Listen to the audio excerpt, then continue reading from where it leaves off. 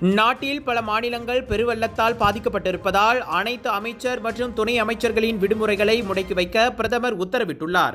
இந்த வடகிழக்கு பருவமழை காலத்தில் பாதிக்கப்பட்ட மக்களுக்கு உதவ அமைச்சர் பெருமக்கள் களத்தில் இறங்கி பணியாற்ற வேண்டும் என்றும் டத்தோஸ்ரீ அன்வார் இப்ராஹிம் பணித்துள்ளார். வெள்ளத்தால் பாதிக்கப்பட்ட மாநிலங்களுடன் மத்திய அரசும் இணைந்து மக்களின் பாதுகாப்பையும் நலனையும் உறுதி செய்யும் என பிரதமர் ஏற்கனவே கூறியிருந்தார்.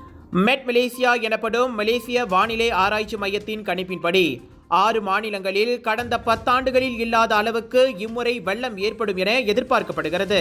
குறிப்பாக கிழக்கு கரை மாநிலங்களை 2014 புரட்டி போட்ட பெருவெள்ளத்தை விட இவ்வாண்டு வெள்ள பாதிப்பு மோசமாக இருக்கும் என ஐயுறப்படுகிறது.